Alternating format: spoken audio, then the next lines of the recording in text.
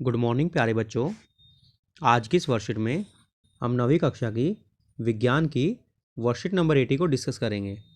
इस वर्कशीट में chapter number 2 क्या हमारे आसपास के पदार्थ शुद्ध हैं की रिवीजन कराई गई है। तो स्टार्ट करते हैं। सबसे पहले हम बात करते हैं मिश्रण की। मिश्रण क्या होता है?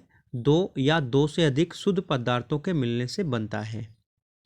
आगे बताया गया है मिश्रण के अवयवी पदार्थों का कोई नियत अनुपात नहीं होता। जैसे नमक का घोल बनाने के लिए हम पानी में कम या ज़्यादा नमक घोल सकते हैं। तो बच्चों यहाँ पे इंपॉर्टेंट बात यही है कि यहाँ पे नियत अनुपात नहीं होता। आप किसी भी मात्रा में मिश्रण में दो अवयवी पदार्थों को या अधिक पदार्थों को आपस में मिला सकते हैं। मिश्रण के अवयवों को सामान्यतः भौतिक विधियों द्वारा अलग किया जा सकता है, जैसे वाष्पीकरण व निस्यंदन। तो यहाँ पे आप इनको भौतिक विधियों के द्वारा अलग भी कर सकते हैं।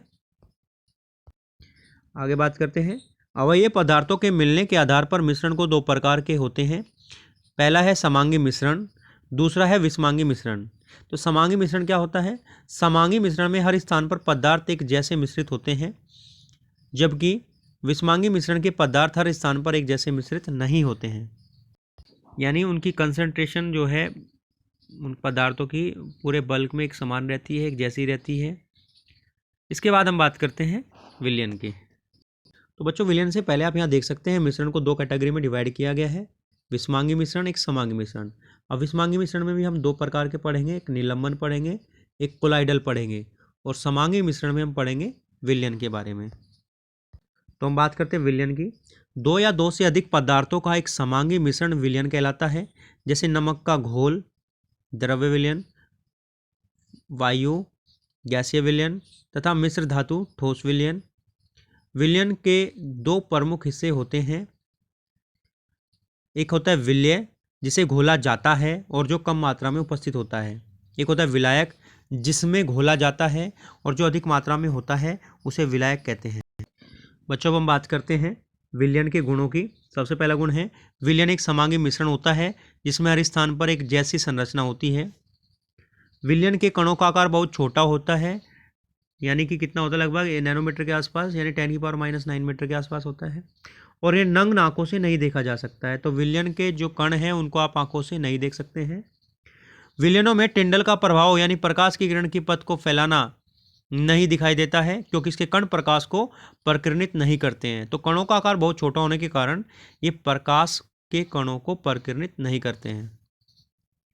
विलयन के अवयव पदार्थों को निस्यंदन से अलग नहीं किया जा सकता है। विलयन स्थायी मिश्रण है, यानी स्टेबल है। आप इसको छोड़ेंगे तो जैसा बनाया था मिश्रण वैसा ही रहेगा। अब बच्चों यहाँ पे थोड़ा सा हम बात कर रहे हैं मिश्र धातु की बात की गई है। मिश्र धातु को ठोस विलयन कहा जाता है, क्योंकि समांगी मिश्रण की तरह इनकी संरचना हर स्थान पर एक जैसी होती है और यह अपने अवयवी पदार्थों के सभी गुणों को प्रदर्शित करते हैं। इसके पदार्थ भिन्न भिन्न मात्रा में जुड़े हो सकते हैं। जैसे आपको ये ध्यान रखेंगे, अगर पीतल जो है उसमें जिंक 30% होता है और तांबा यानी कॉपर जो है 70% होता है। तो ये एक मिश्र धातु है पीतल, जिसके अवयव आपके सामने यहाँ पे लिखे हुए हैं। ध्यान दीजिए कि मिश्र धातु के अवयवी पदार्थ भौतिक क्रियाओं द्वारा अलग नहीं किए जा सकते हैं। तो भौतिक प्रक्रियाओं से आप इनको अलग नहीं कर सकते। बच्चों बात करते हैं इसमें दिए गए प्रश्नों की। पहला प्रश्न है एक समांगी और एक विषमांगी मिश्रण में क्या मूलभूत अंतर होता है? तो बच्चों इसका आंसर आप लिखेंगे अवयवी पदार्थों के वितरण के आधार पर समांगी मिश्रण में सभी स्थानों पर एक जैसा होता है, लेकिन विषमांगी स्थानों पर एक जैसा नहीं होता। अब हम बात करते हैं प्रश्न नंबर 2 की। हम मिश्र धातु को समांगी मिश्रण में क्यों गिनते हैं? तो बच्चों इसका आंसर आप यहाँ से लिख सकते हैं क्योंकि इनकी संरचना हर स्थान पर एक जैसी होती है और ये अपने अवयवी पदार्थों के सभी गुणों को प्रदर्शित करते हैं। तो यहाँ तक आप लिख सकते हैं। बच्चों बात करते हैं प्रश्न नंबर 3 की। निम्नलिखित विलयनों के विलय और विलायक लिखिए। वातित पेय। तो वातित पेय में बच्चों विलय का नाम हो जाएगा कार्बन डाइऑक्साइड, चीनी, मीठा जो डालते हैं, और विलायक का नाम हो जाएगा पानी। बात करें टिंचर आयोडीन की, तो यहाँ पे विलय का नाम हो जाएगा आयोडीन और विलायक का नाम हो जाएगा एल्कोहल। इसके बाद दिया है वायु। तो वायु की अगर बात करें, यहाँ पे विलय का नाम हो जाएगा oxygen O2, carbon dioxide CO2 और दूसरी गैसें, और विलायक का नाम हो जाएगा नाइट्रोजन, क्योंकि नाइट्रोजन गैस की मात्रा सबसे अधिक होती है।